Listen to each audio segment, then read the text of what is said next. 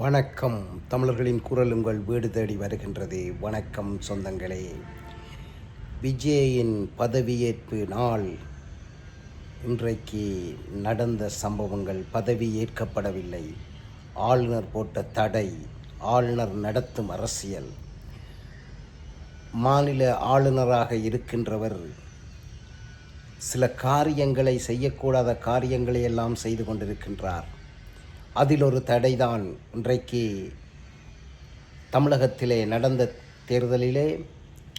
நடந்து முடிந்த தேர்தலிலே அதிக இடங்களை பெற்று பெரிய கட்சியாக வளர்ந்து நிற்கின்ற டிவிகேக்கு ஆளுநர் போட்டிருக்கின்ற தடை.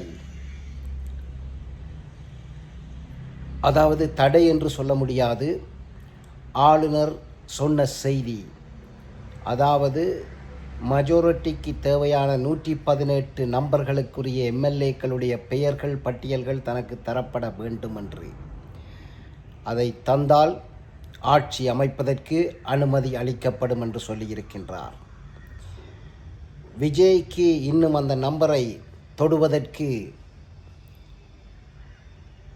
இன்னும் 5 பேர்கள், அதாவது 5 பேர்களோ 6 பேர்கள் தேவைப்படுகின்றது.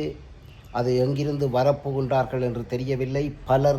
பலவிதமான கதைகளும் பலவிதமான சம்பவங்களும் தமிழகத்திலே நடந்தேறிக் கொண்டிருக்கின்றன. இதற்கு இடையிலே அனைத்திந்திய அண்ணா திராவிட முன்னேற்றக் கழகம் திராவிட முன்னேற்றக் கழகத்திடம்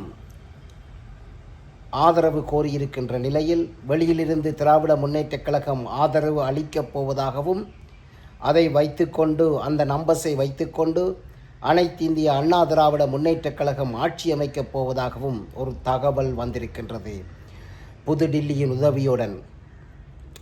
இப்பொழுது உங்களுக்கு விளங்குகின்றதா புதுடில்லியின் விளையாட்டுக்கள்? புதுடில்லியின் விளையாட்டுக்கள் மிகவும் கச்சிதமாக அரங்கேறிக் கொண்டிருக்கின்றன.